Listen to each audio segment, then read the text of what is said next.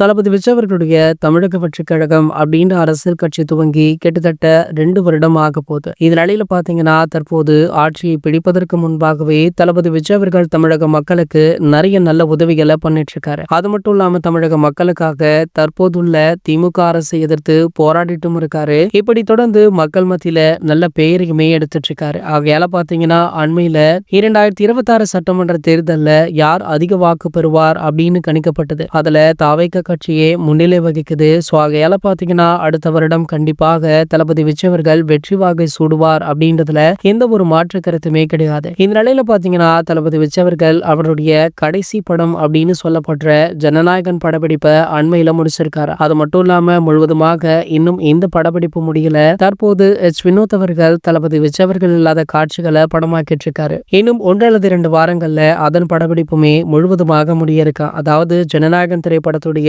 ஒட்டுமொத்த படப்பிடிப்புமே இன்னும் 2 வாரத்துல முடிய இருக்கு. சோ அப்படி இந்த படத்தை ஓவராலாக முடிச்சதுக்கு அப்புறம் கேப்டனுடைய சமாதிக்கு சென்று பெரிய பூஜை ஒன்றை போட இருக்காங்களா. சோ அது மட்டும் இல்லாம கேப்டனுடைய சமாதியில தளபதி விஜய் அவர்களுடைய அடுத்த திரைப்படத்திற்கான பூஜையை போடக்கூட வாய்ப்பு இருக்கு அப்படின்னு ஒரு டாக்குமே போயிட்டு இருக்கு. ரீசன் என்ன அப்படின்னு பாத்தீங்கன்னா வினோத் அவர்கள் சொன்னதை விட சீக்கிரமாவே இந்த படத்தை முடிச்சிட்டாரா. ஒரு சில காலம் டைம் இருக்கு அப்படின்றதுனால தளபதி விஜய் அவர்கள் இந்த கேப்ல ஒரு படம் பண்ணலாம் அப்படின்னு யோசிச்சிருக்காராம். அப்படி அந்த படம் உறுதியாகும் பட்சத்துல கேப்டனுடைய கோவில்ல தான் இதனுடைய பூஜை நடைபெறும் அப்படின்ற தகவலுமே வைரல் ஆகிட்டு இருக்கு. இது போன்ற சினிமா செய்திகளை பற்றி நீங்க உடனே தெரிஞ்சுக்க நம்மளுடைய சேனலை மறக்காம சப்ஸ்கிரைப் பண்ணிக்கோங்க.